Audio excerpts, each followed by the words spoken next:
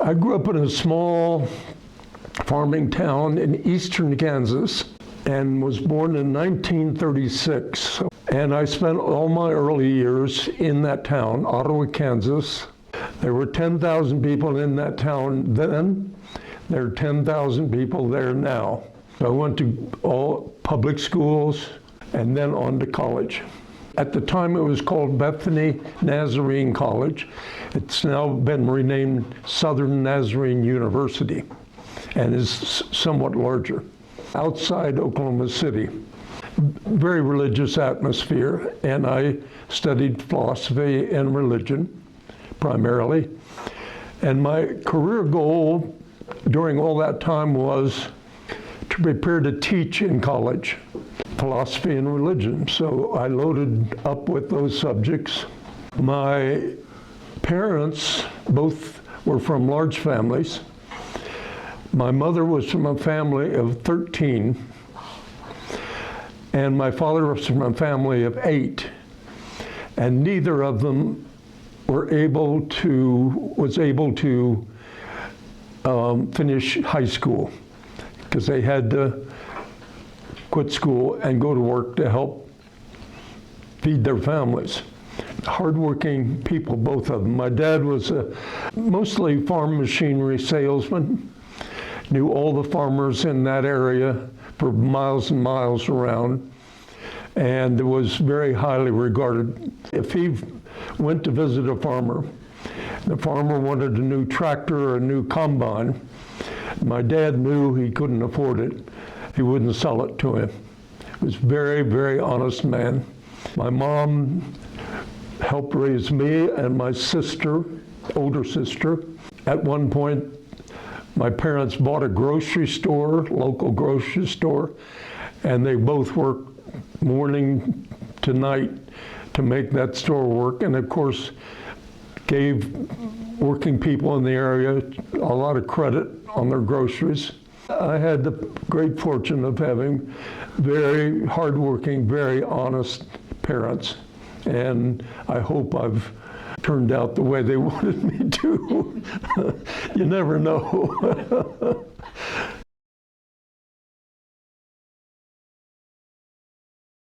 The most notable thing, aside from graduating with a bachelor's degree in 4 years, was that I met my future wife. We were married 63 years. We were together and dated most of the 4 years in college. So we spent our entire adult life together. Her passing was, I'm still grieving and will always be grieving. She's a wonderful, wonderful woman. I was accepted at a graduate school in the East, and we were married in August of '58, just after college graduation. Left 10 days later for the East. I studied for 3 years to prepare for teaching in college. Again, still on religion and philosophy. And then history intervened. And history intervened in the form of John Kennedy. And it had never occurred to me, the idea of public service. But you're looking at one of the heirs of that famous question, ask what you can do for your country. And it rang a bell in my mind. I wasn't happy with the prospect of spending my life on a college campus. There are a lot worse things, but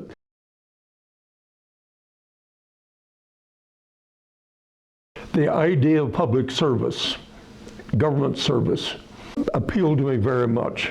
And so I switched from graduate school to the law school. This was all happening at Yale University. And I got my law degree in 3 years, 1964, and went down to Washington immediately. My dear wife and I had just had our daughter. She was born in New Haven, Connecticut, just before I got my law degree and before we went to Washington. My first job out of law school was at the US Department of Justice. And it was interesting, that period of the early 60s, when John Kennedy was still alive. When I went to the Justice Department, Robert Kennedy was Attorney General. And up to that time, the Kennedy years, our law school, like Harvard and other top flight law schools, turned out lawyers for Wall Street, big law firms, serving very wealthy corporations. In a turn of the tide, just to illustrate the impact John Kennedy had, all my class, I wouldn't say none, but very few of my class of 140 wanted to go to Wall Street. They all wanted to go to Washington.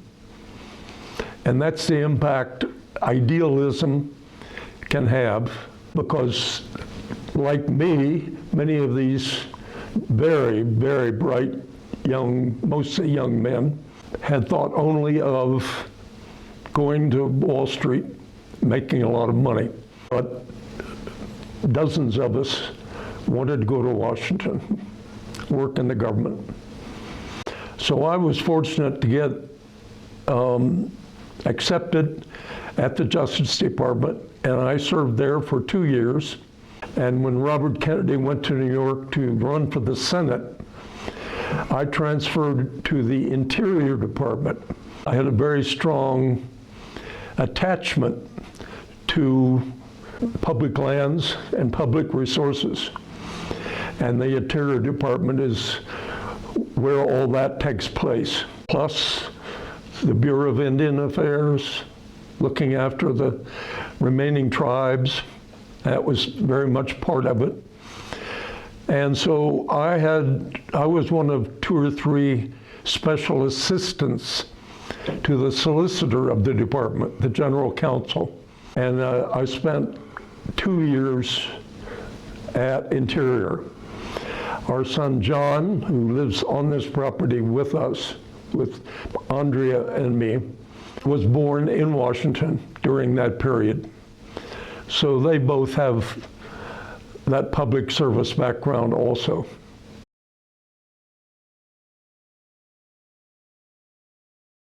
Interviewed with a number of Denver law firms and was fortunate enough to be hired by one of the better known small firms. The lead partner was Ben Stapleton, the third, I think, junior maybe. His father had been mayor of Denver, so he was very well positioned in the community. And we only had about 7 or 8 lawyers, so it was a small firm, and I liked that. General practice. And that continued on for 3 or 4 years, at which time I got my indoctrination in politics. Robert Kennedy ran for president in '68. And I was one of a dozen or dozen and a half young lawyers that formed the Robert Kennedy campaign in Colorado. And we worked very, very hard for him. The assassination of John Kennedy was a tragedy for the country and for the world. I'd pretty much decided that the man who motivated me was now gone violently. Set off 30 years of violence in this country. But then along came his brother, 68. The American pot was boiling. We were in Vietnam. The women's movement had begun. The civil rights movement was gathering strength. The environmental movement was being born. So there was this upsurge of activism and volunteerism. Robert Kennedy stood very much in the middle of all of that. So many of us, like me, young lawyers, worked very hard for him. He also was assassinated in the middle of that campaign before he had a chance to get the nomination. So it was a double blow psychologically for me and I would say hundreds of thousands, millions of others. Fate intervened once again. At the tumultuous Democratic Convention in Chicago, the delegates who had been elected to represent Robert Kennedy wanted someone to represent them. And they convinced a senator from South Dakota named George McGovern to stand in for Robert Kennedy so they could vote for him. He, of course, did not get the nomination. Hubert Humphrey did.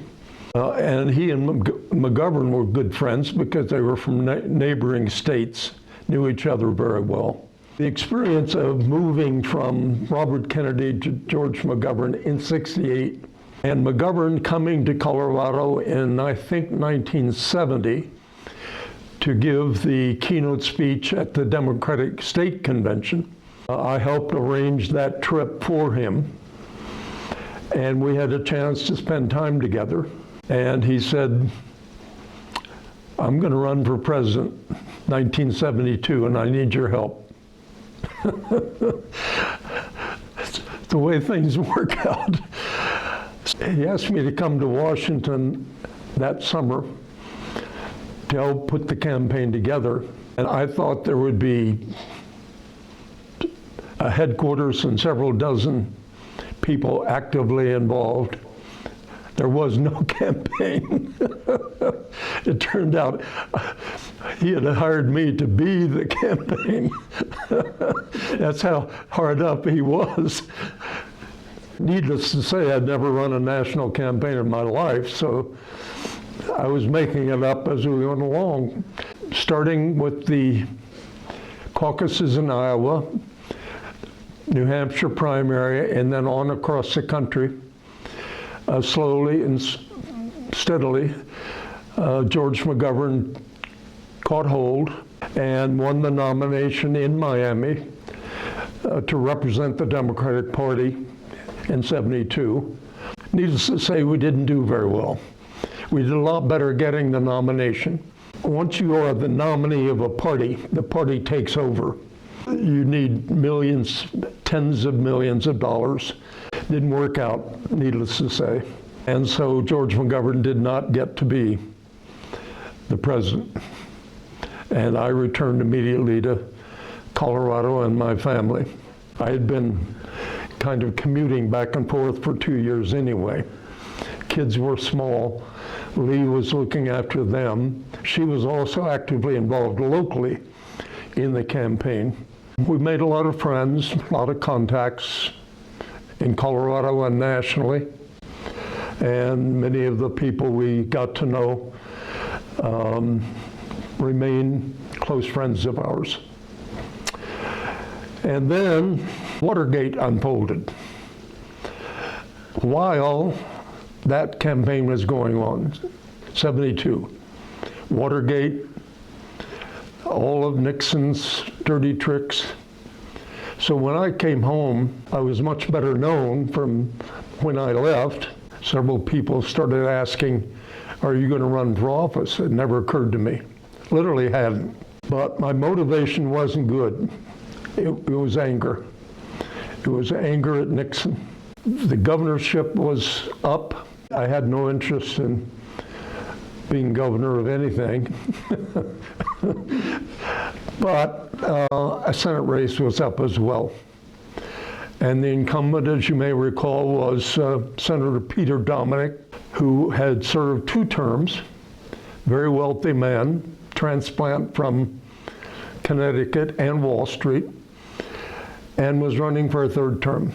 And so I jumped eventually with Lee's concurrence, understanding what I was getting into. I jumped into the race. There were 6 Democrats running for the nomination. I was one of those 6. The nomination process for statewide office was 2-staged.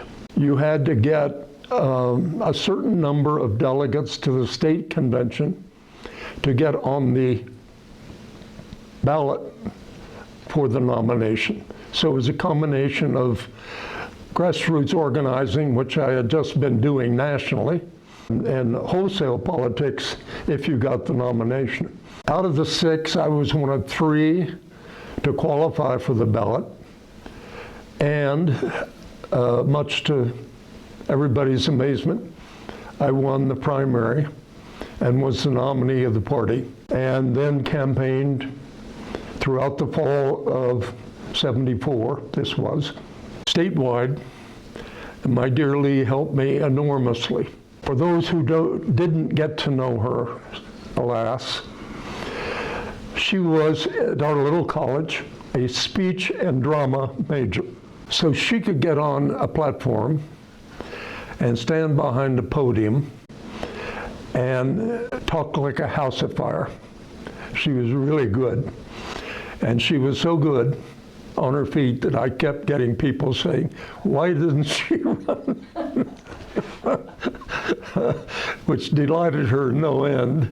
But that continued on to the point where I was seeking national office. And she, unlike most spouses of presidential candidates, when I was speaking to a large audience, would not be content to sit in a chair on the platform looking with wondering eyes at this phenomenal husband she had, which is the role that most spouses had played up to then.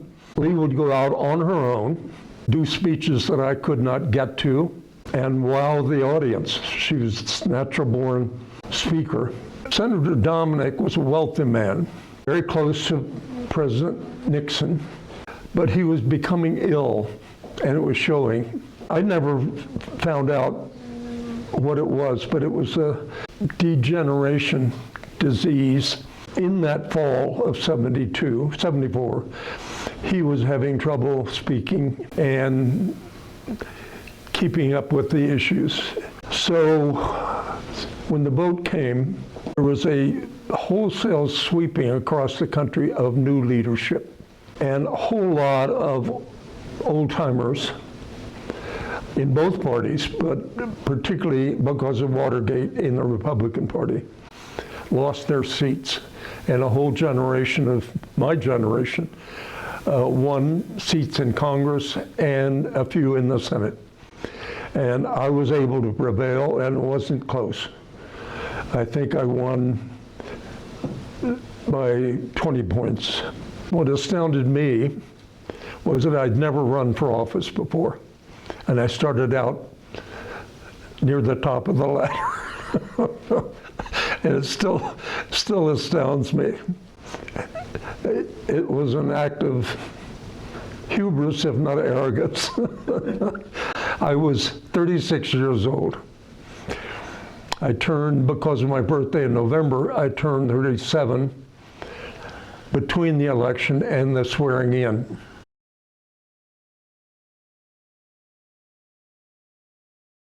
Well, the kids were little. This was '74, but I think they were like 6 and 8 or something like that. Plus, we had an old dog that we had had for years and years, and a hamster. Lee drove our family car with the 2 kids, the dog and the hamster. And I followed in a little fragile sports car that I had bought for $700, and it burned up halfway across Kansas. So somehow we got a tow bar and towed the old sports car. So it was Lee and me and the 2 kids and the dog and the hamster in the family car, which itself was a 2-door car. Wasn't a big car. So we got as far as Ohio. We overnighted with Lee's sister, Martha, who became a member of Congress from Kansas, and then set out for Washington, got to Ohio at 11 o'clock, maybe midnight, looking for a motel. Red light comes on behind us. Ohio State Patrolman comes up to, I was driving, knocks on the window, shines his flashlight in there, looks at kids, dogs, hamsters on a wheel going crazy in the back window. He said, you know, that car you're towing doesn't have any rear lights, so you're going to have to find a place to stay. I said, officer, that's exactly what we're looking for. Where are you going? Washington. What are you going to do in Washington? I thought, well, I might as well play that card. I said, I'm joining the United States Senate. Put his light right in my eyes. He said, what? I said, I was just elected. I was 36 years old. I was dogs, hamsters, kids. I said, I was just elected in Colorado to be a United States Senator. He said, I don't believe you. So I said, okay, officer.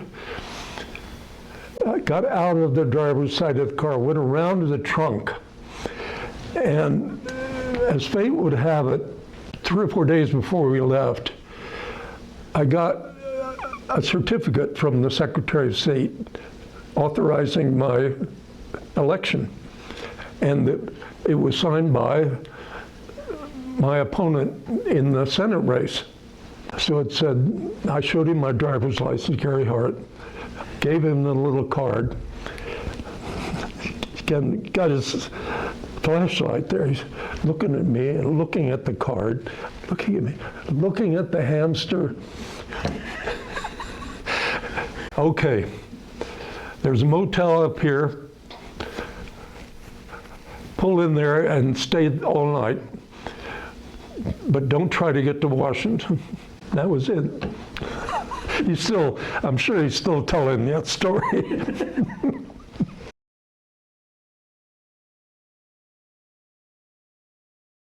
This is very awkward to say, but it's the truth. When I took the oath, I think for the first time in my life, I knew I was where I needed to be, where I was meant to be. And it was the strangest feeling. I mean, first of all, just the aura of the Senate chamber. The galleries packed with families and the press. I thought, this is where I was supposed to be. It was a very, very strange experience. I don't know how to explain it, even today. I dug right in, and I remember forming a staff in Washington and in Colorado, and I gave speeches to each of the staffs. And the one thing I remember saying, and the staff remembers saying, me saying it, you are not working for me. You were working for the people of Colorado. And I have had more staff people over the years, that was a long time ago, say they've never forgotten that.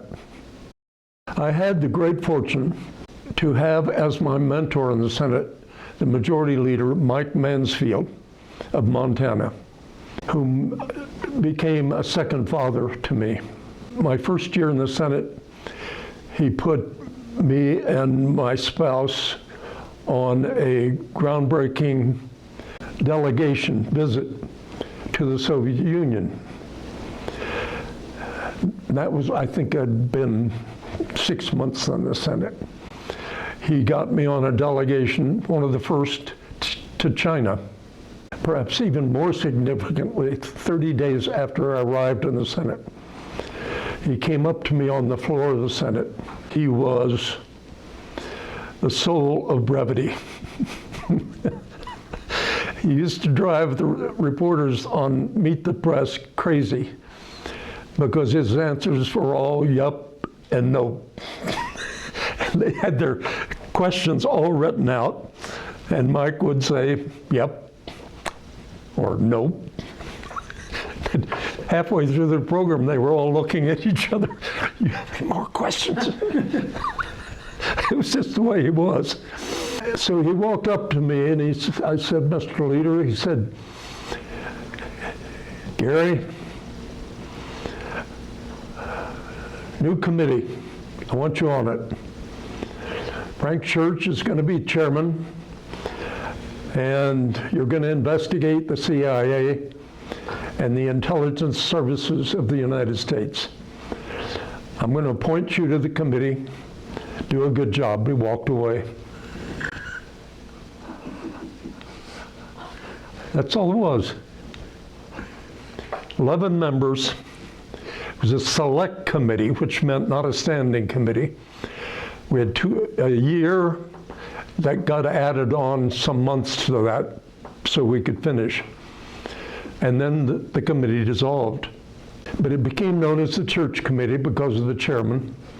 On that committee, on the Republican side, Howard Baker, Barry Goldwater, 2 or 3 other leading national Republicans. On our side, Frank Church, Walter Mondale, the late Philip Hart, my namesake from Michigan, a saintly man, and I think two other early term senators.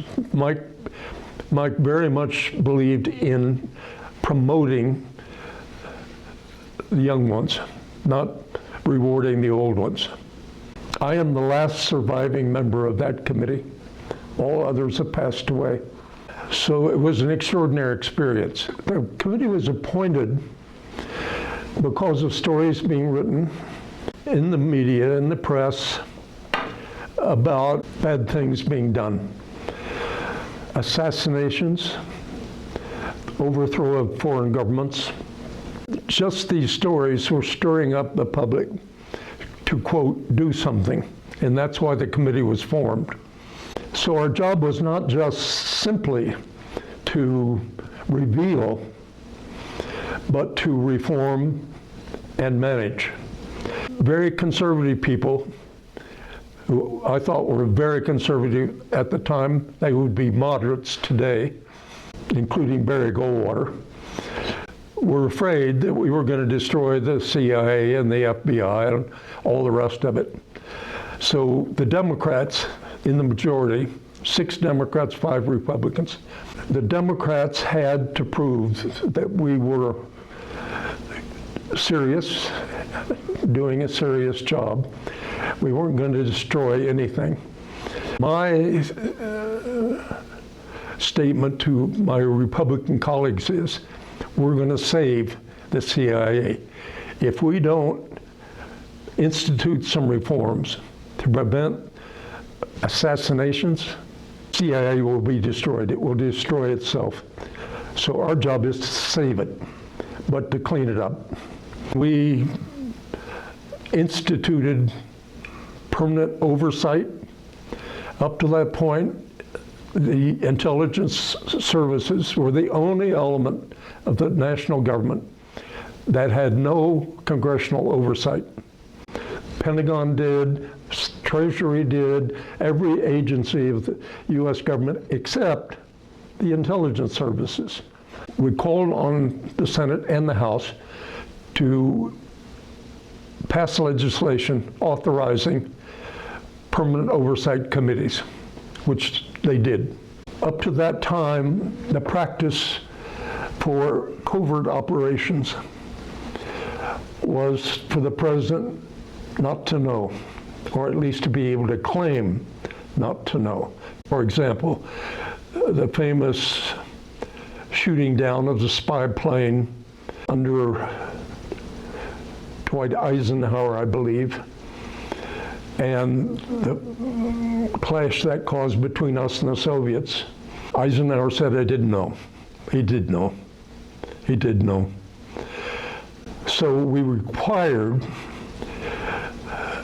the president, for any major covert operation, to sign what came to be called a finding.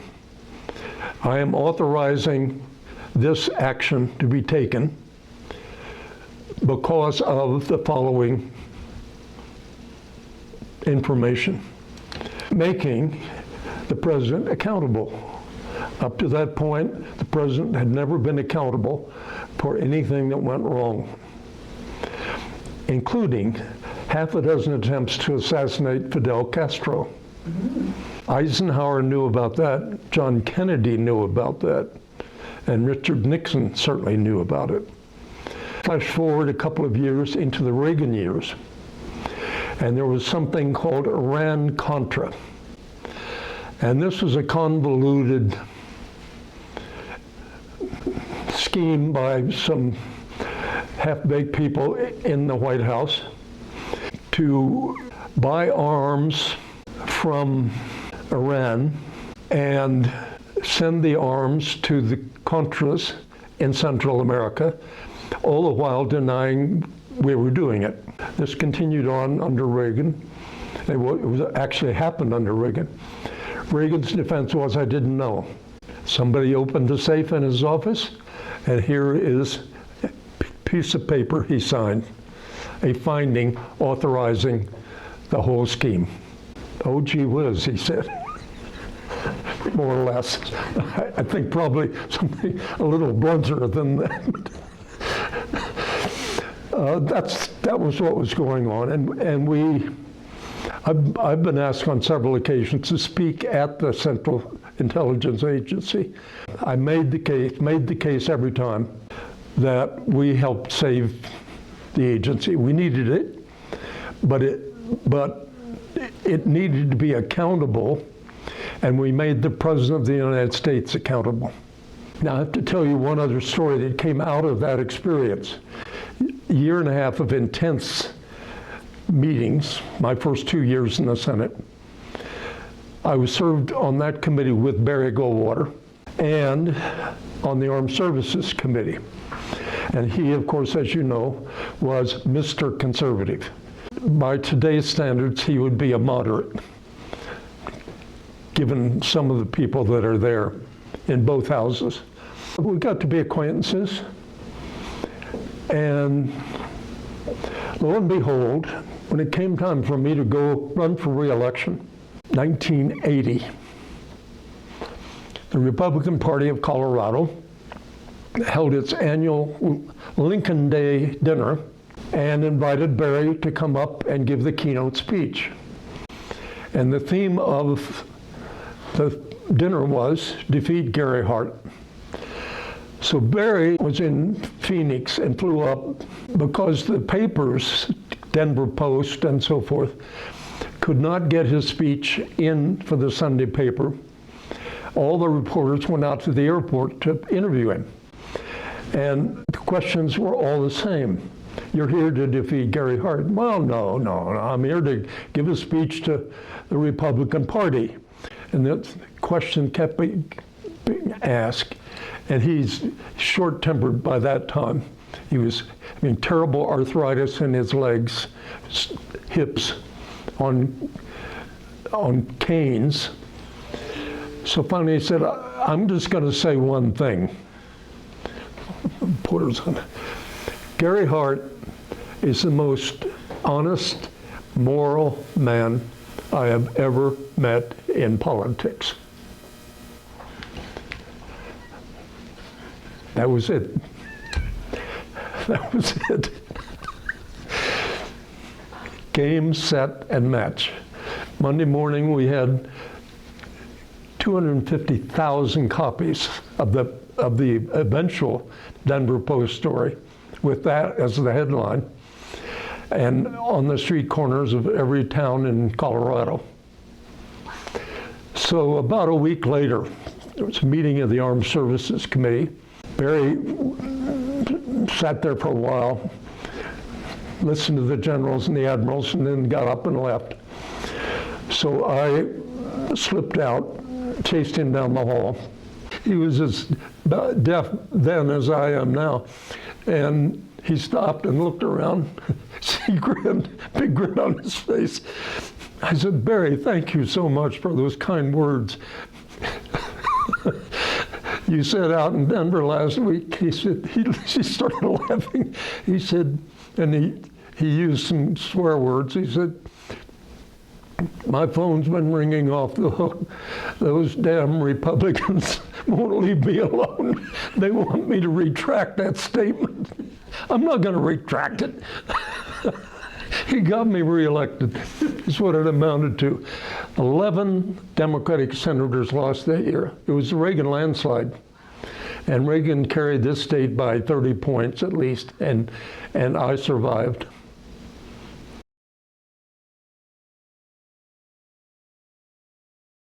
After I was a candidate for the Democratic nomination in '84, unsuccessfully, Walter Mondale was nominated. I had caught the attention of quite a few leaders worldwide as somebody to keep their eye on. And so doors were open, red carpets came out. I was invited to go see the President of France. The stories were that I was going to run again in '88. And so this was like '86. Margaret Thatcher, Mitterrand, leaders in Europe wanted to get acquainted. And I got an invitation from President Gorbachev of Russia, Soviet Union. I took my daughter Andrea with me. She was in her junior year at the University of Denver studying US-Soviet relations. So I thought we would have a meet and greet with President Gorbachev, handshake, pictures, and that was it. His advisor on US relations was the former Soviet ambassador to Washington, whom I knew very well, Dobrynin. He was there, and Gorbachev waved me over to the conference table, and I said to Dobrynin, "What shall I do with Andrea?" I just wanted her to shake hands and get a picture. So he spoke to Gorbachev in Russian. Gorbachev, da da da da da da da, bring her on. We spent over 3 hours with him. He couldn't have been nicer, more charming. Outside of Reagan, President Reagan, he really didn't know much about the Democratic Party and me, whomever. So he was going to use half a day to learn as much as he could. And this was just after the Reykjavik summit, 3 days with Reagan. And he was mystified because he went through the whole detail of this summit. They would meet, agreed to do some major arms control steps. Then they would break and go consult their staffs, come back, and President Reagan would, after every session, say, "Now, about that, what we were talking about before, we didn't have an agreement." When he was operating on his own, he was more than willing to go along. Arms control, better relations. But when he got together with his advisors, they stiffened his spine and made him take it back. So Gorbachev was mystified. And I tried to be kind to the President Reagan, and not say what a lot of people were saying, that he was not well advised and didn't always know what he was talking about. But I defended him and said there's always misunderstandings, so forth and so on. But that was the bulk of how we spent our time. And he ended up by saying, "Who can we talk to?"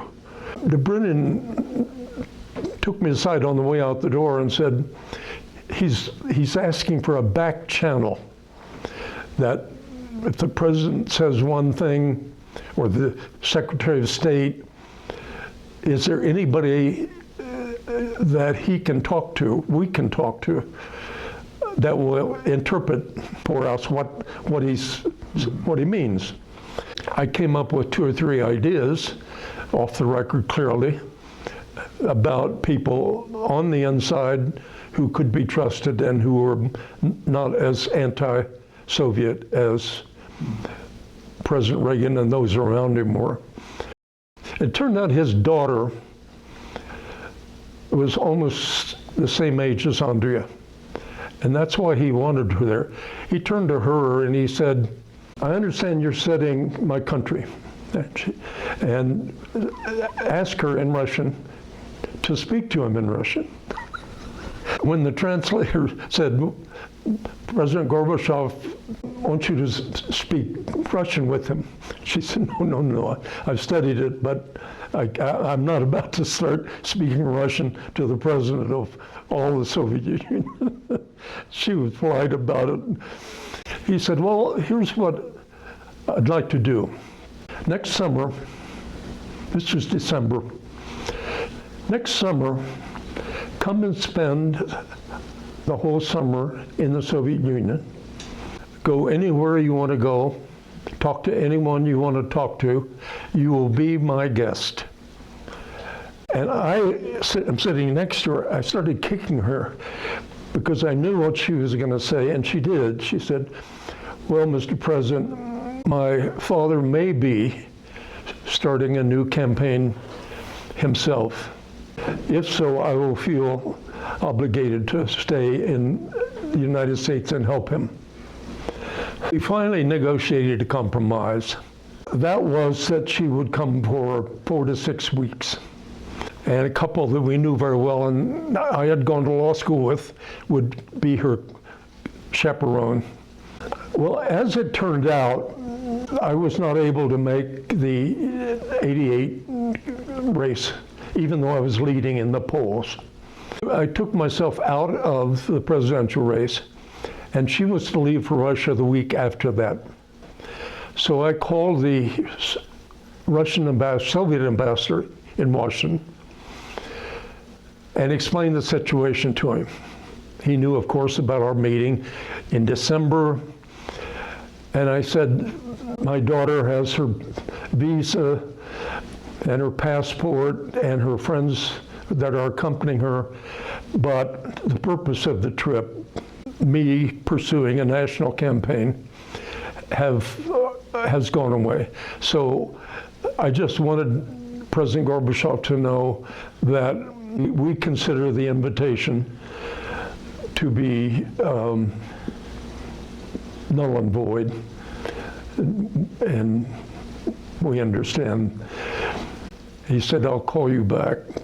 And he called back within 2 hours. Gorbachev knew what had happened to me, but he explained that we were going to withdraw his obligation to host her. He called me back and he said, President Gorbachev insists that your daughter come. I broke into tears. Yeah. That is statesmanship. That is humanity. We don't see enough of it. He could have easily said, yes, I understand. Maybe sometime in the future. He said, no, she has to come.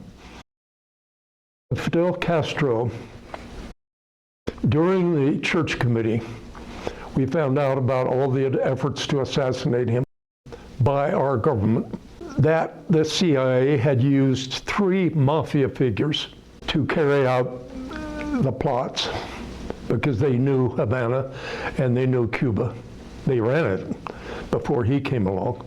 So I mentioned this to the Prime Minister of Spain on a trip, and he was very close friend of Castro's, and I said, I want to meet Castro sometime. He said, I'll arrange it. Can't remember exactly when this was, but to make a very long story short, I ended up going down to Cuba 5 times and having dinner with Castro every time. You'd go to his office at his invitation at 10 o'clock at night, talk till 2 in the morning, and then have dinner. And he did all the talking. My question was, were you aware of all this? He said, I knew every time there was going to be an attempt. What he said in a roundabout way was, when those 800,000 Cubans came over to get away from me. Some of my friends came with them. He had penetrated the Cuban network in the United States, so he knew every time.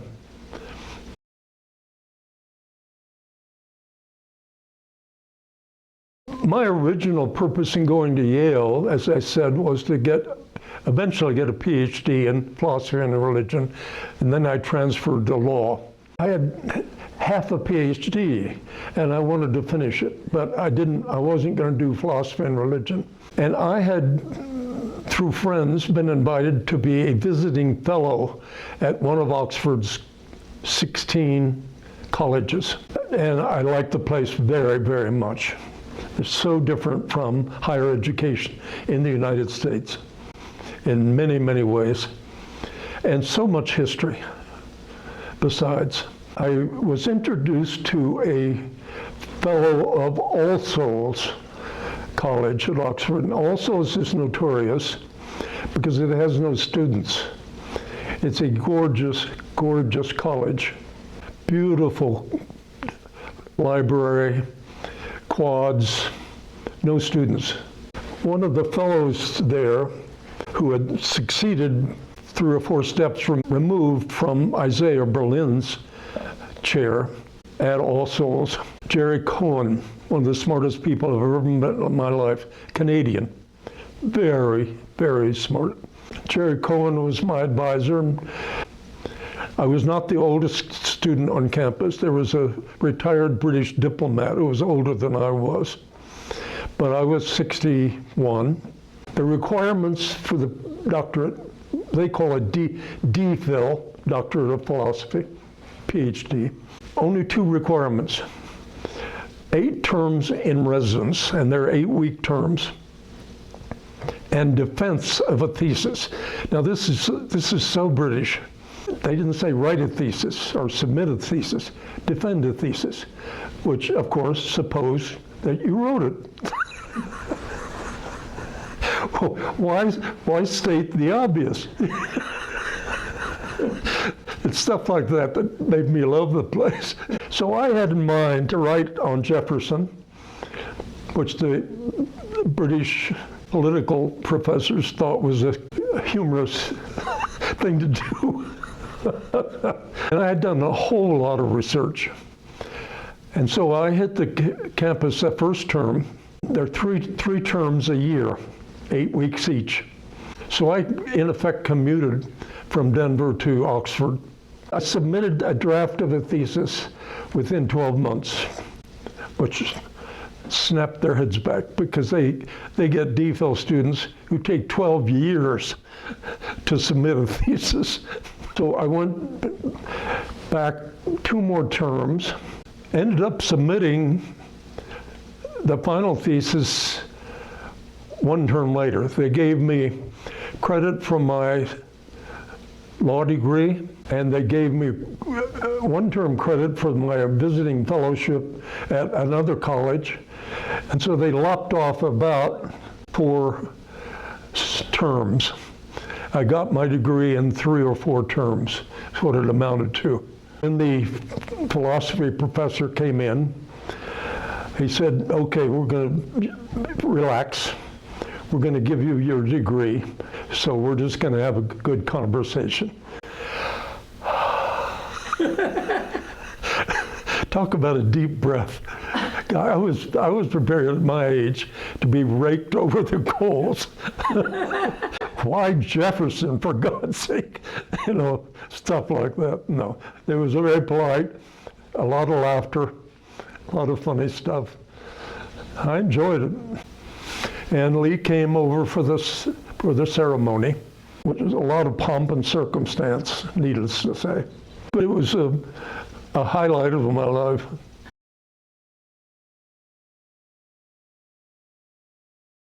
Some people are saying it's a terrible time. Some of those people are true historians, and I'm not one. Write and say on TV, if Donald Trump gets to the White House again, It may well be the last free election in America. Now, that should sober up all Americans. He is authoritarian. He has plans to, among other things, destroy the civil service, dissolve whole departments, education, who knows what all, environment. But for those that he's keeping, he will have civil servants, he will have public servants sign loyalty oaths, not to the country, but to him. That is pure authoritarianism. It's not democracy. And his tendencies are all along that line. So I have studied American history, and we have gone through a civil war, terrible, terrible time, and depressions and foreign wars. In my lifetime, 8, almost 9 decades, nothing like this has happened politically. And I fear for the survival of democracy. I really do. Now, I come at that with the background that we've already discussed, and that is the idealism in the Kennedy years that so appealed to people like me who never thought about public service, let alone campaign politics, to today. I think that Mr. Trump is certainly way more threatening than Richard Nixon ever thought of being, and way more frightening than Joe McCarthy. I'm just trying to think of all the bad leaders or pretend leaders that we have had. I can speak only for myself and a whole lot of my friends. I'm worried. I'm very worried for my children, my grown children. I don't know what will happen. I think Mr. Trump is going to be the Republican nominee. He has already somehow reduced his party, the party of Lincoln, and some very, very fine leaders, to his own fiefdom that people must be loyal to him. That's very dangerous. It is fascist. We saw it in Europe, obviously in the 20s and 30s. It led to 2 world wars. He is fascinated by dictators in a way that no other American leader I'm familiar with ever was. And he has some very, very frightening beliefs. I don't think, I would wager an awful lot, that Mr. Trump has never read the Constitution of the United States. And the second question is, even if he had, would he understand it? Article on the internet this morning, one of the opinion columns, maybe in the New York Times, that the difference between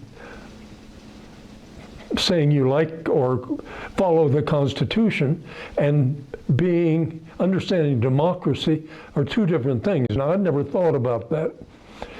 But the argument made by the writer, again, a serious scholar, rang true to me, that belief in democracy is belief in processes that make America what it is. You can say, I believe the Constitution, but not believe democracy. I don't think, in fact, I'm pretty sure that the Constitution doesn't even use the word democracy.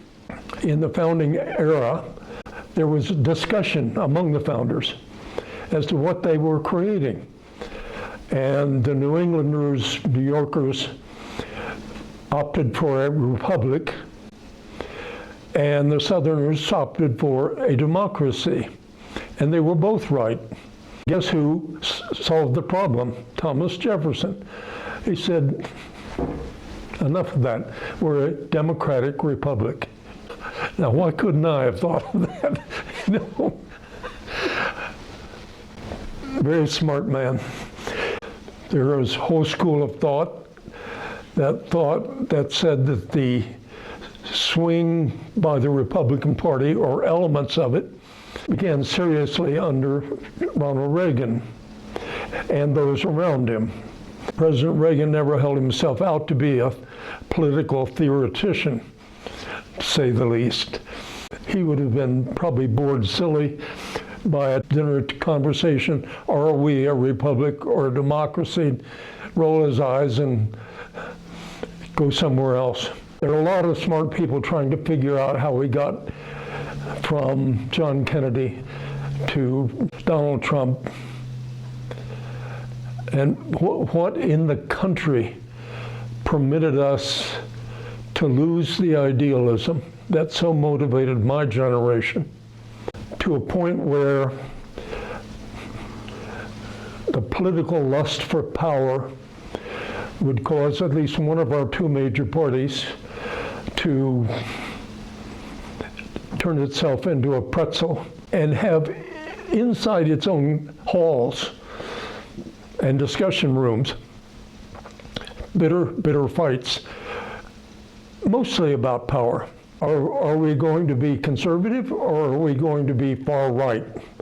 Now, that leaves about 80% of the country out of the discussion, or more. It really is, the struggle, first of all, is within the Republican Party. The rest of us have to stay and watch and pray and do what we can to bring back our principles that are being trashed, the norms by which a democracy conducts its business. They're all being thrown out the window. It is more and more about power. First of all, power to the Republican Party, but then which Republican Party? And when the Speaker of the House has to turn himself into a pretzel and abandon any principles he may or may not have had, on top of that, that party's going to nominate a candidate almost assuredly who believes that the election of 2020 was stolen. It wasn't. No court in America has agreed with that. So we're living in one man's dream world. And it's not a very pleasant place to live. But it is the reason why, like many other people, I'm very, very worried.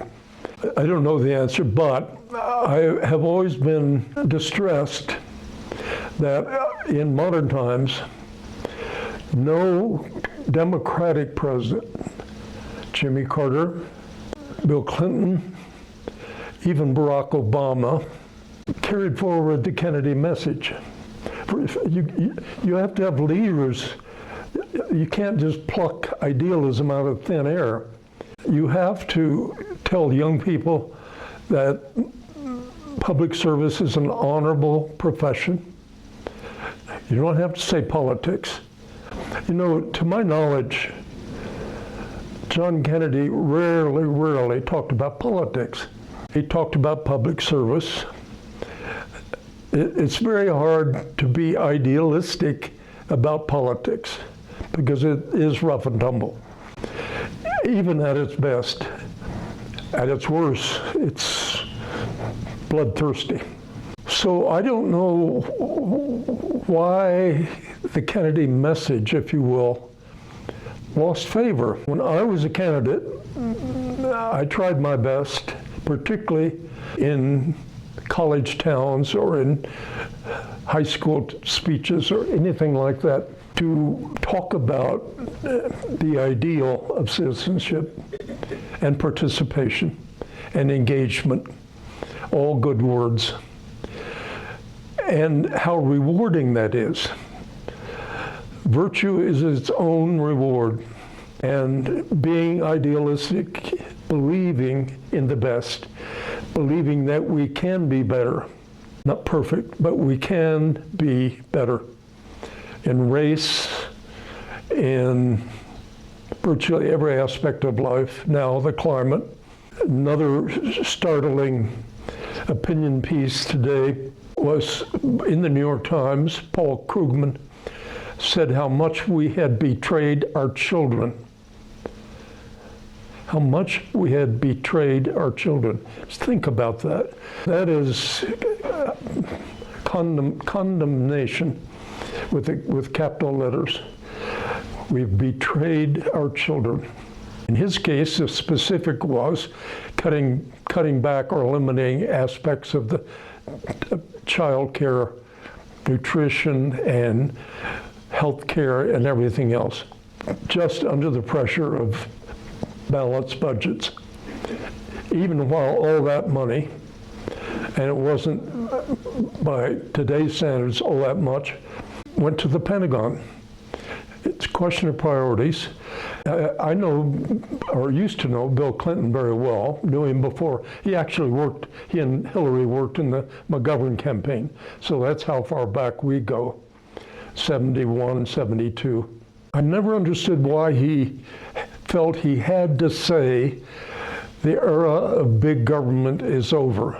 When the population is expanding, when new realities are upon us that require government action. I'm sure his slogan writers thought it was brilliant and got him a lot of votes. I would never have said a thing like that because I don't believe it. I don't believe in big government as such, just bigness for its own sake. But the realities keep changing. More people homeless, more people hungry. Immigration is a serious, serious issue, but even that requires government and troops and border security, and I'm all for all of those things. You can't be selective about what governments you're going to chop.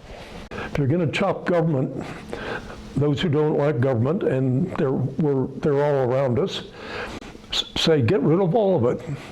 Who needs it? It's such a negative, I can't remember who it was, in response to criticism of taxation. Taxation is the price we pay for a civilized society.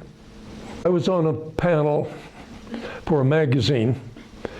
Two former Democratic senators, Bill Bradley and myself, and two Republican senators. And one of the Republican senators doesn't need to be named. The moderator went around the four of us and said, what do you think is the most important issue? One of the Republicans said, too much government. Or why do we need all this government? Got to me and I said, I think the issue is what kind of society do we want? It's that simple. What kind of society do we want? We can chop government, if you don't mind hungry, homeless children. That's the trade-off.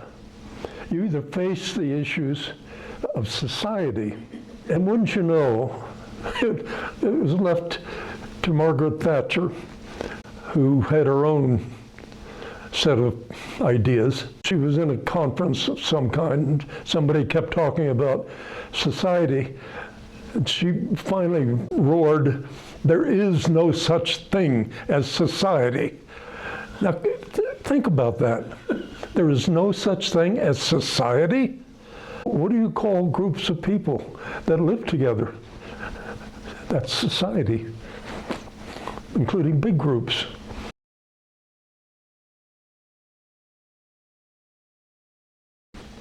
Huge, huge damage. As I said, I think at stake is democracy itself. And if you put it in that context, that's all the damage, that's the worst damage anybody can do. The only other option is authoritarianism, and that seems to be what they want, many of them.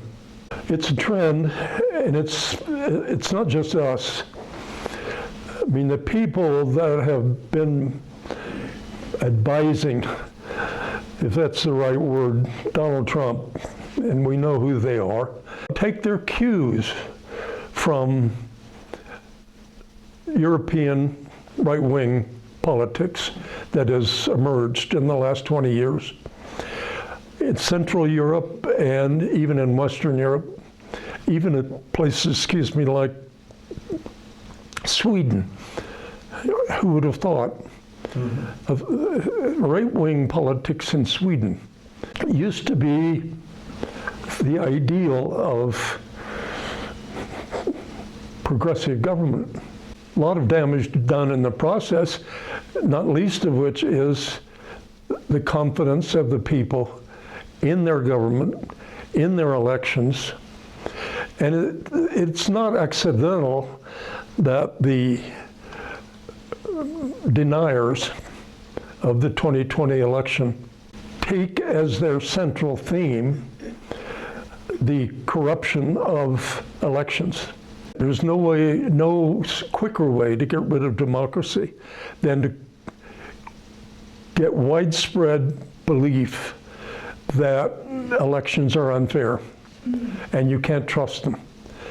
Then you lose trust in everything, because there's nothing more central to democracy than free and fair elections. And if you destroy that, what's to believe in? Then you want a strong man. That's where the fascists come in. We can't have free elections. So we need people. We need a person surrounded by people who don't need elections. Well, we're headed into a terrible crash, politically and socially, if he is convicted. And smarter people than me believe at least one of these indictments he will be. Then the question is, I do not want Donald Trump to go to jail. I see no benefit to anyone to make him further a martyr, which is what he wants.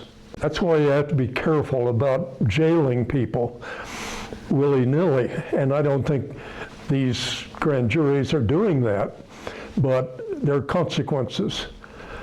And all kinds of speculation, because it's never happened before, whether a president can pardon himself. Some say yes, others say no. Who knows? Never happened before.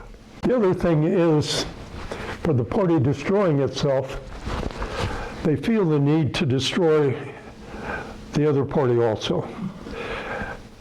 Impeach a Democratic president, indict that president's son, call into question whether any of that family are criminals or crooks.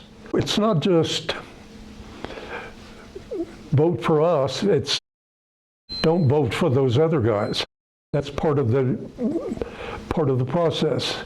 You have to destroy the opposition so you don't look so bad. And so much of what's going on now against President Biden and his son is distraction. You know who's behind it is Donald Trump. Donald Trump raging at McCarthy and Republican senators, threatening them unless they destroy Joe Biden, because that's the only way he can get even. He wants Joe Biden indicted and destroyed, just, if nothing else, to make the case we're all the same. They're no better than we are. Human nature.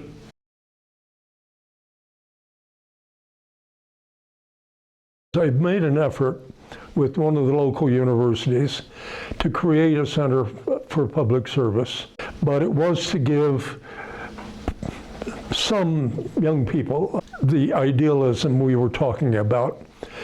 Get them to Washington on internships to see what members of Congress do, what agencies do, and reawaken in them the desire for public service, or awaken it to begin with.